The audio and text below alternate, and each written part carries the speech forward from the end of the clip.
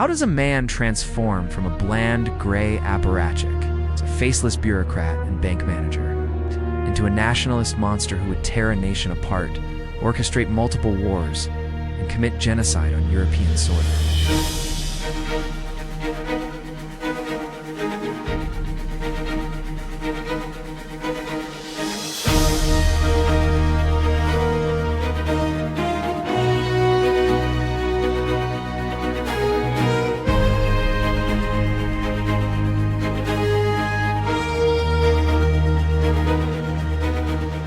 For Slobodan Milosevic, the journey from obscurity to infamy was a calculated one.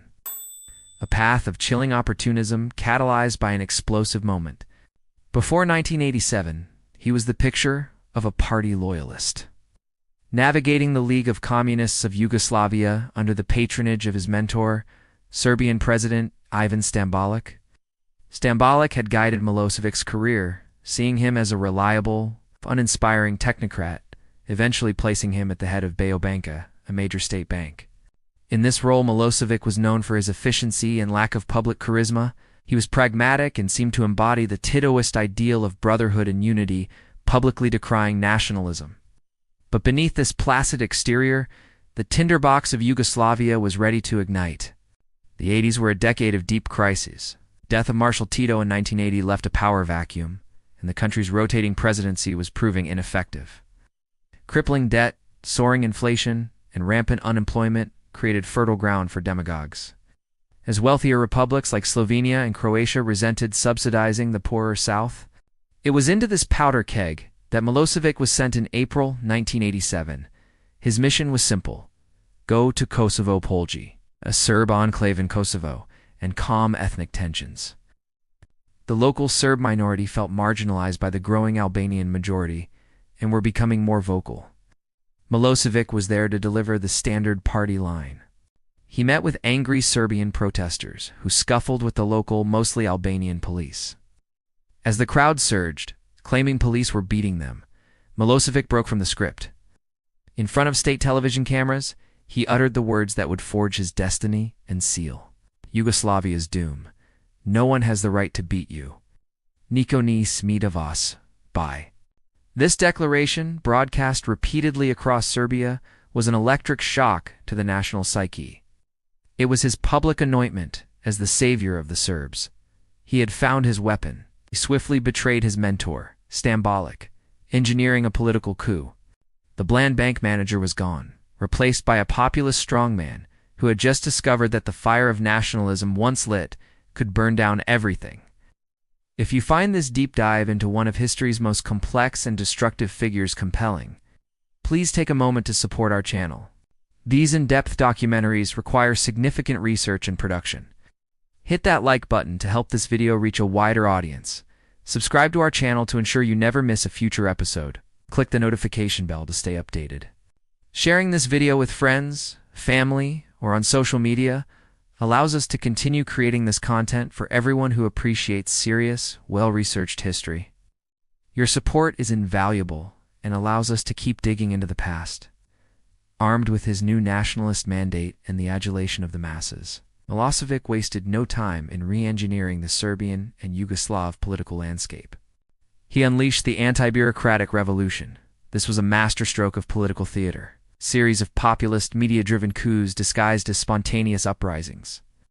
He understood that the old communist structures were brittle and could be shattered by a manipulated public. He and his allies organized and staged massive street protests, which he cynically called rallies of truth. These were not grassroots movements. They were meticulously planned operations. His regime provided buses, banners, and support to bring supporters to the doorsteps of his political rivals. His first targets were the autonomous provinces of Vojvodina and Kosovo, and the Republic of Montenegro. The leaderships of these regions were part of the old communist guard, resistant to his new Serb-centric vision.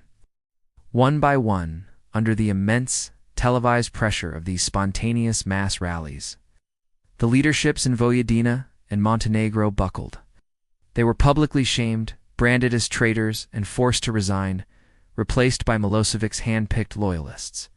Kosovo's autonomy was not just subverted, it was forcibly and unconstitutionally abolished, placing the province under direct martial rule from Belgrade. By 1989, he had achieved a brilliant and devastating political maneuver that neutered the Yugoslav state. The country's federal presidency was a collective body, with each of the 6 republics and 2 autonomous provinces holding 1 vote for a total of 8. This system was designed to prevent any single republic from dominating. By seizing direct control of Vojvodina, Montenegro, and Kosovo, Milosevic now commanded 4 of the 8 votes Serbia proper, plus his 3 new puppets. This gave him an absolute blocking majority. He could paralyze the state, veto any reform, and effectively hijack the entire federal apparatus. The anti-bureaucratic revolution was complete, and he was now the undisputed master of a greater Serbia, holding the keys to Yugoslavia's violent dissolution. As Milosevic tightened his grip, carving a Serb-dominated state from the old federation, the other republics watched in existential horror. The wealthiest and most Western-oriented republic, Slovenia, was the first to see the writing on the wall. They had no desire to be part of a centralized, nationalist dictatorship run from Belgrade. Nor did they wish to see their economic prosperity siphoned off. After a wildly popular referendum, Slovenia declared its independence on June 25, 1991, along with Croatia. The reaction from Milosevic, who now controlled the Yugoslav People's Army (JN), was swift but miscalculated. He ordered the army to intervene, seize the border posts, and force Slovenia back into the fold. But this conflict, the 10-day war, was a surprising strategic fiasco for the JNA. The Slovene Territorial Defense Forces were well organized, highly motivated, and fighting on home turf. The JNA, by contrast, was a lumbering, multi-ethnic beast whose conscripts had no idea why they were fighting. They were demoralized, poorly led, and easily blocked on narrow alpine roads. After just 10 days of sporadic fighting, Milosevic made a cold, pragmatic calculation. This was not a defeat. It was a strategic pivot. He had very little interest in Slovenia. It was an ethnically homogeneous state with almost no Serb population to liberate. Wasting military resources to hold a hostile population was pointless. His real goal was to consolidate territories with significant Serb populations in Croatia and Bosnia, creating the Greater Serbia. By letting Slovenia go, he appeared to some to be a peacemaker, while critically freeing up the entire JNA, now rapidly being purged of non-Serbs and transformed into a Serbian army to focus on his real prize, the war in Croatia. With Slovenia effectively jettisoned from the Federation, Milosevic's focus turned immediately and brutally to Croatia. The war that erupted here from 1991 to 1995 would set the horrifying precedent for the decade. When Croatia, under its own nationalist leader, Franjo Tuđman, declared independence on the same day as Slovenia, its significant Serb minority, around 12% of the population, living in a crescent-shaped area known as the Krina, was terrified. This fear was not entirely baseless. The Tuđman government had been provocative in its nationalist rhetoric, resurrecting symbols associated with the World War II-era Ustashi regime. But this legitimate fear was seized upon and grotesquely amplified by Milosevic's relentless propaganda machine in Belgrade. State television broadcast a constant hysterical stream of warnings, claiming that a new Ustashi genocide was imminent and that Tuđman's fascist government was planning to slaughter every Serb man, woman, and child. This fear was operationalized in the Log Revolution, where Serb militants, armed by Belgrade, blocked roads with logs, cutting off tourist areas. Fueled by this manufactured panic and heavily armed, these Serbs declared their own state. The Republic of Serbian Krina. Milosevic gave this breakaway entity his full support, providing it with weapons, financing, and the direct, overwhelming intervention of the JNA's tanks, artillery, and air power. This self-proclaimed state was a large swath of Croatian territory that had no international recognition and was built on a foundation of terror.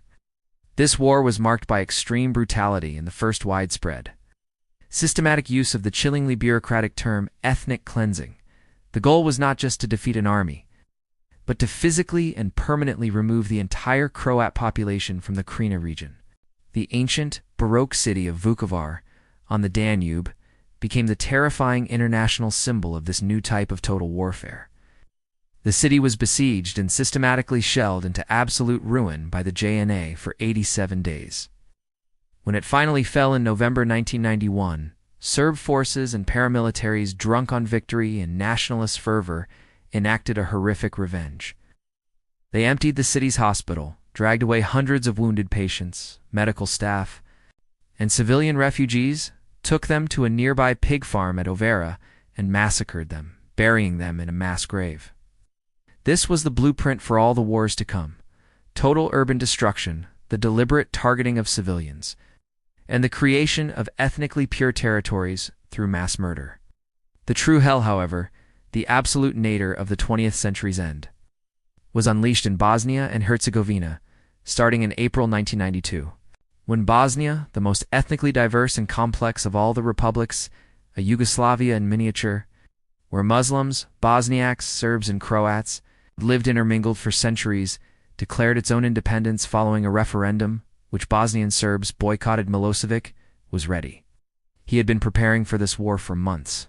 He provided vital, direct, and overwhelming military and financial support to the newly formed Bosnian Serb Army VRs, which was led by the fanatical and ruthless General Ratko Mladic and the poet-turned-genocidal-ideologue Radovan Karadzic. The JNA, under international pressure, withdrew from Bosnia, but this was a transparent ruse. It simply left its entire arsenal, thousands of tanks, artillery pieces, rocket launchers, and its entire officer corps in the hands of Mladic, who, along with his soldiers, was still being paid his salary by Milosevic's regime in Belgrade. Serbia provided the fuel, the ammunition, the intelligence, and the political cover for the war. What followed was 3.5 years of unimaginable medieval terror. This included the devastating siege of Sarajevo, the longest siege of a capital city in modern history. For 1,425 days, Mladic's forces, entrenched in the hills surrounding the city, rained down a daily average of over 300 shells and constant sniper fire on its trapped civilians. They deliberately targeted bread lines, water queues, markets, trams, and children playing in the snow, in a campaign of sociocide to shatter the city's multi-ethnic spirit. The conflict was a horrifying catalog of war crimes, but it culminated in the 1995 Srebrenica genocide. In a undesignated safe area swamped with tens of thousands of refugees and supposedly protected by a small, ineffectual contingent of Dutch peacekeepers, Dutchbat. Mladic's forces, with direct support and complicity from paramilitary units tied to Milosevic's Serbia, overran the town. They systematically separated the Bosniak population, bussed the terrified women and children away, and then, over the course of several days, methodically executed over 8,000 Bosniak men and boys. They were shot in fields, schools, warehouses, and community centers, and then bulldozed into a series of primary and later secondary mass graves in an attempt to hide the crime. This was Europe's worst single mass killing since the Holocaust, a calculated act of genocide at the heart of the continent. This was not chaotic violence. It was not the unfortunate fog of war or the result of ancient ethnic hatreds boiling over, as many lazy commentators claimed. It was policy. The atrocities were not the unfortunate byproducts of the conflict. They were the central methods of the conflict. Milosevic's ultimate goal of a greater Serbia was a nationalist fantasy that required the creation of contiguous, ethnically pure Serbian territories. In regions like Bosnia and the Croatian Krajina, where Serbs, Croats, and Muslims had lived side by side for centuries in intermixed villages, this chauvinistic goal could only be achieved through a systematic, top-down doctrine of ethnic cleansing. This doctrine was a clear multi-step industrial process. First, paramilitaries or GNA special forces would enter a non-Serb town or village to terrorize the population, often committing a demonstration atrocity, a small-scale massacre to induce panic. Second, the local authorities would order the non-Serb population to surrender any weapons, and then they were told to leave or be killed. Third, as they fled, their homes and property were looted by their former neighbors and by soldiers, who then burned the houses to ensure they could never return. Fourth, their cultural and religious heritage was systematically destroyed. Hundreds of mosques and Catholic churches, some dating back centuries, were meticulously dynamited and bulldozed, and libraries, like the priceless National Library in Sarajevo, were incinerated with incendiary shells, all to erase any physical trace of a non-Serb existence. Finally, and most horrifyingly, for those who did not flee in time, concentration camps were established. When journalists like Ed Volyami and Roy Gutman discovered these camps in 1992, Omarska Kura termed Ternopoli, the world was shocked to see images it thought were confined to history books. Emaciated men's skeletons with haunted eyes herded behind barbed wire. In these camps, non-Serb civilians, including local intellectuals, politicians, and doctors, endured systematic starvation, brutal torture, mass rape, as a tool of war, and summary execution. This was the assembly line of ethnic cleansing, designed and implemented to make Milosevic's political project a bloody demographic reality. To execute this brutal strategy, Milosevic maintained a thin, cynical veil of plausible deniability. He rarely, if ever, gave a direct written order for an atrocity. He operated in the shadows, using winks, nods, trusted lieutenants, always keeping his hands clean of the blood he spilled. He did this by outsourcing the most sadistic, specialized, and politically toxic violence to a rogues gallery of brutal paramilitary proxies. These groups, which operated outside the official JNA chain of command, were often led by notorious gangsters, psychopathic criminals, football hooligans, many of whom were released from Serbian prisons specifically to lead these units. They were allegedly funded, trained, armed, and directed by Milosevic's Secret Service SDB, headed by his loyal henchman, Jovica Stanišić. They were the engine of his ethnic cleansing machine, and they were given free rein. The most infamous was Arkon's Tigers, led by Zeljko Raznatoviak, or Arkon. He was an internationally wanted jewel thief, bank robber, an assassin whom Milosevic had transformed into a grotesque nationalist icon, a member of parliament, and a personal friend.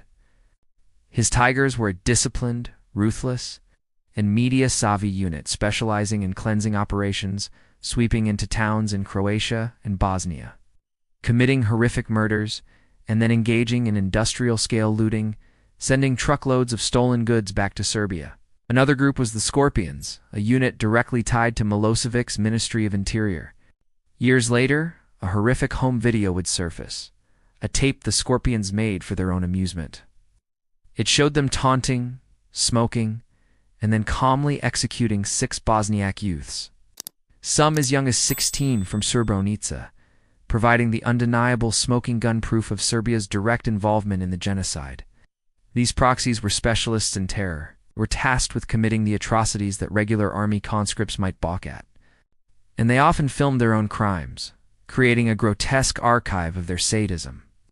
They were the unofficial, deniable, and utterly essential instruments of Milosevic's official state policy. To make a population not only support, but actively participate in such horrifying policies against their former neighbors, Milosevic deployed his single most effective and insidious weapon, the state media. He had pioneered this in his anti-bureaucratic revolution and now perfected it into an all-encompassing tool of war. He seized total control of radio television of Serbia, RTS, and turned it into his personal, unfiltered mouthpiece. The nightly news broadcasts, especially the infamous Dnevnik 2 News 2, became a powerful and mandatory tool of indoctrination, creating a hermetically sealed alternate reality for the Serbian people, a universe of paranoia, victimhood, and righteous fury. The narrative was simple and relentless, repeated every single night. First, Serbs were portrayed as the eternal victims of a global conspiracy. The Croats were all Ustashi fascists. A direct and hysterical revival of World War II hatred, with every Croat soldier depicted as a bloodthirsty reincarnation of his genocidal grandfather. The Bosniaks were all Islamic fundamentalists, jihadists or mujahideen, even in the secular, cosmopolitan city of Sarajevo, which was portrayed as a hotbed of fundamentalism, who were supposedly plotting to create a caliphate and kill or forcibly convert all Serbs. Heartbreakingly, footage of Serb victims of the war was shown on loop, while any mention of Croat or Bosniak victims was suppressed, creating a one-sided picture of suffering. Second atrocities committed by his forces were either denied completely, ignored, or in a truly Orwellian twist, justified as righteous self-defense. The Srebrenica genocide was spun as the liberation of a Serb town from terrorist forces who had been attacking Serb villages.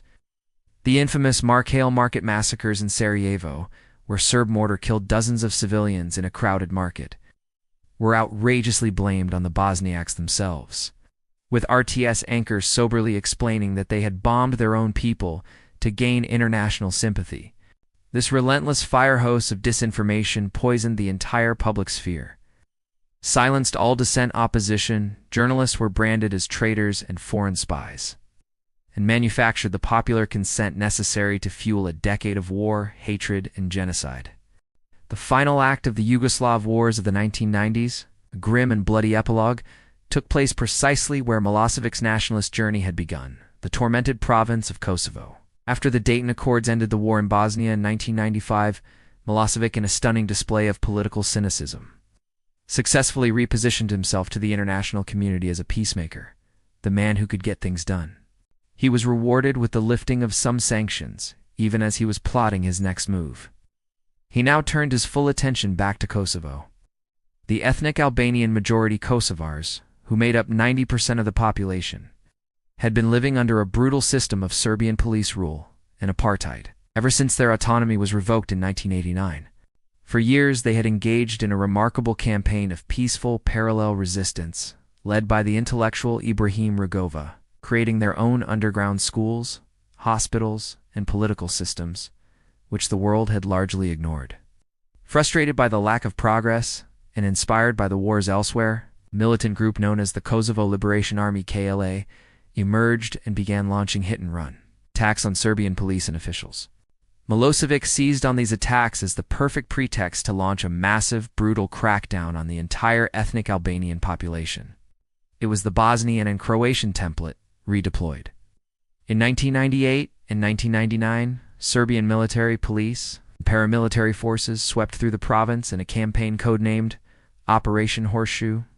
They engaged in summary executions, massacres like the one in the village of Razak, which became a key trigger for intervention, and the systematic village-by-village burning of homes. This was ethnic cleansing at its most efficient, designed to terrorize and deport the entire population. It triggered a massive refugee crisis, as hundreds of thousands of Albanians were forcibly marched to the borders, their identity papers destroyed, or fled on foot over the mountains to neighboring Albania and Macedonia. After a final round of diplomacy at Rambouillet, France failed with Milosevic, refusing to accept meaningful autonomy. For Kosovo, or the presence of international peacekeepers, the international community, shamed by its decade of inaction and its failure to stop Srebrenica, finally acted. In March 1999, NATO began a 78-day bombing campaign against Serbia, targeting military installations, infrastructure, bridges, power plants, and even the RTS building in Belgrade. This was the first time in its history that NATO had gone to war. A humanitarian intervention aimed directly at forcing Milosevic to stop the cleansing and withdraw his troops from Kosovo. The combination of military defeat, total economic ruin, and profound public anger finally proved to be too much. The 1999 NATO bombing campaign, while controversial and resulting in civilian casualties, was militarily successful. It crippled Serbia's infrastructure and army, forcing Milosevic to capitulate in June 1999 and agreed to withdraw all his military, police, and paramilitary forces from Kosovo. The province was then placed under unadministration, a humiliating and absolute public defeat. This loss came on top of a decade of crippling international sanctions that had hollowed out the Serbian economy, triggering hyperinflation and reducing a once-proud middle-class society to abject poverty and gangsterism. The nationalist dream he had sold the Serbian people of a strong, proud, and united Greater Serbia had resulted in military defeat on every front, total economic collapse, and the status of a global pariah. The people were exhausted, humiliated, and, for the first time, openly angry at the man who had led them to ruin. In this atmosphere of desperation, Milosevic made a fatal and arrogant miscalculation, believing his own propaganda that the people were still with him. Called an early presidential election in September 2000, he lost. The broad, fractured democratic opposition had finally united behind a single candidate, a quiet, uncharismatic nationalist of a different stripe named Vojislav Kostunica, who won the election outright in the first round.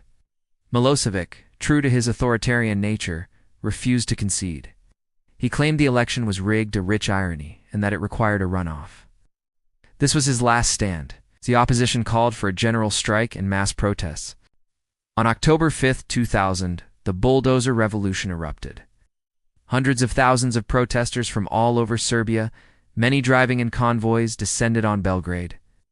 They overwhelmed the police, who were reluctant to fire on their own people, and stormed the federal parliament building famously, with one protester driving a bulldozer into the entrance.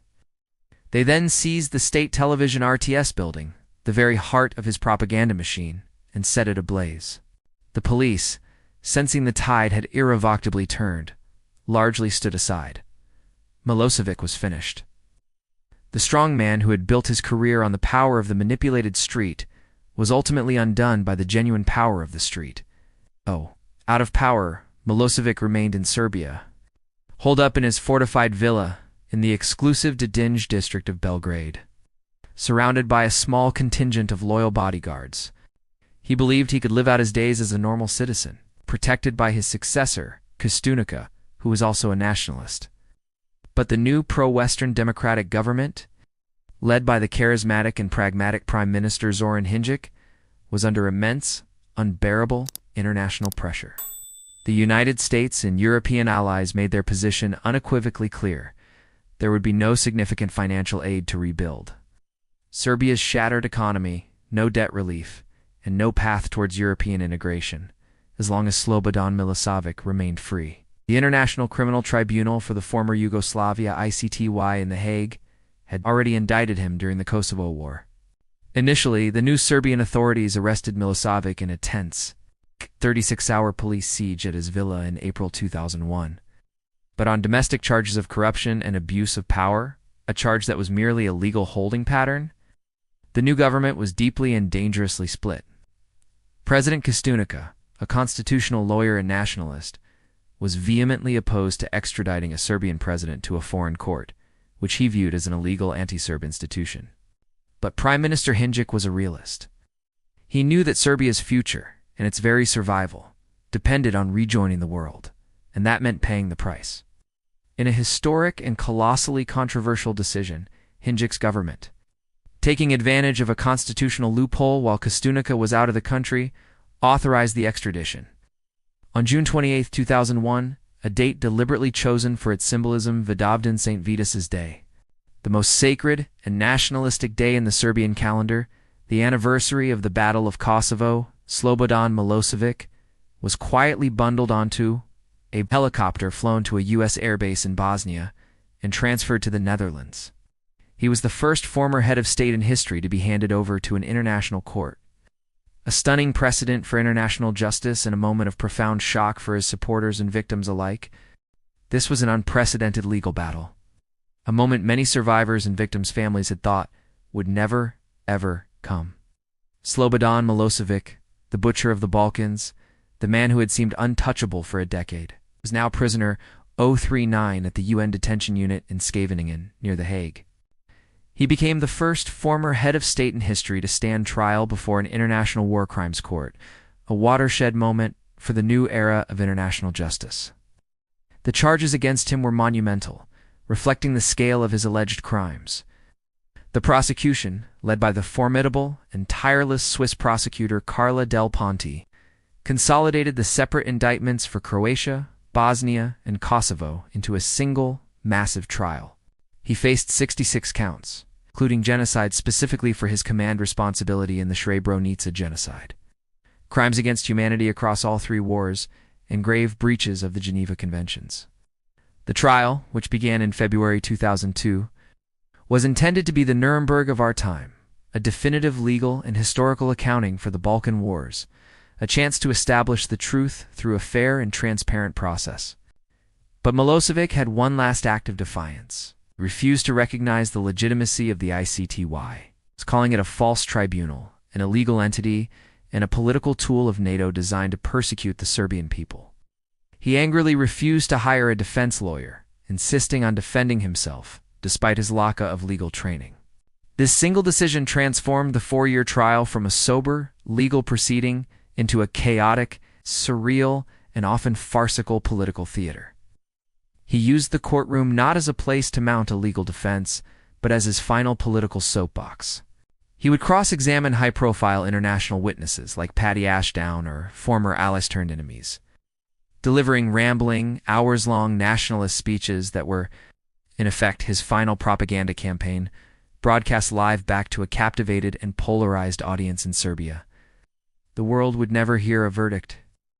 The trial, plagued by Milosevic's ill health, he suffered from high blood pressure, and his own deliberate delaying tactics had dragged on for 4 agonizing years. The prosecution had presented its massive case, calling hundreds of witnesses, from survivors of rape camps to high-level diplomats and insiders who testified to Milosevic's direct control over the war machine. The defense, Milosevic's own chaotic presentation, was nearing its conclusion. A judgment was expected later in 2006. The victims, survivors, and the international community waited to see if this ambitious project of international justice could successfully hold the man at the top accountable. On March 11, 2006, just months before the trial's expected conclusion, Slobodan Milosevic was found dead in his prison cell. The official Dutch inquiry ruled he had died of a heart attack. His sudden death ignited a firestorm of conspiracy theories, with supporters claiming he had been deliberately poisoned by the tribunal to silence him or had been denied proper medical care. For his victims and for the cause of justice, his death was the ultimate bitter disappointment. It was justice denied. There would be no final judgment, no legal finding of guilt or innocence, no definitive historical record penned by the court. He had escaped accountability at the final hurdle, leaving the trial, his legacy, and the search for truth permanently unfinished. Milosevic's legacy is not written in monuments or economic achievements. It is a fractured and traumatized Balkans. The Greater Serbia project he championed was an abject and catastrophic failure, leading ironically to a much smaller Serbia. His actions, wars, and nationalist policies directly caused the secession of Slovenia, Croatia, Bosnia, and Macedonia. His final brutal war in Kosovo led to its complete separation and eventual independence. Finally, his last partner, Montenegro, peacefully divorced Serbia in 2006, leaving Serbia alone, smaller than it had been within Yugoslavia. The wars are over, but the ethnic divisions he exploited and weaponized remain, now carved into the political structures of the region. Most notably in Bosnia, where the Dayton Peace Accords essentially froze the results of ethnic cleansing by creating the Republika Srpska. But his most potent and enduring legacy is denialism. In Serbia, and among many Serbs, the narrative he perfected on RTS continues to thrive. It is a powerful, mainstream political tool, this deeply rooted belief that his crimes are Western propaganda, that the Srebrenica genocide is a vastly exaggerated lie to frame Serbs, that the siege of Sarajevo was a legitimate military operation, that Milosevic himself was not a genocidal warmonger, but a flawed patriot who defended his people against a hostile world. This historical revisionism is not a fringe belief. It is a mainstream political current, taught in some schools and promoted by politicians, ensuring his shadow remains long and dark. That shadow endures in the unresolved trauma, the simmering resentments, and the fragile, dysfunctional politics of a region still struggling to escape the history he wrote in blood. It endures in the agonizing decades-long search of the mothers of Srebrenica, who still walk through fields and forests attending exhumations looking for a single bone of their sons and husbands in the primary and secondary mass graves that are still being discovered, piecing together skeletons to give them a proper burial. It endures in the haunted eyes of the displaced families, the hundreds of thousands of refugees who could never return to their ethnically cleansed hometowns, their property now occupied by others. It endures in the dysfunctional governments and the cynical, zero-sum politics of the region, where many modern leaders, who may have even started their careers under Milosevic, still find that stoking the same ethnic fears, grievances, and resentments is the easiest and most reliable path to power. The Balkans is still trying to build a future based on something other than the toxic, weaponized identities he unleashed. The story of Slobodan Milosevic is not just a piece of remote history. it is a terrifying and essential modern parable. It is a warning of how a single, seemingly unremarkable, opportunist, devoid of any real ideology, save for the thirst for power, can hijack the dangerous and emotional currents of nationalism, weaponize media into a tool of mass hypnosis, and manipulate a narrative of collective victimhood, to tear a civilized modern multi-ethnic society apart and unleash almost unimaginable horror upon the world.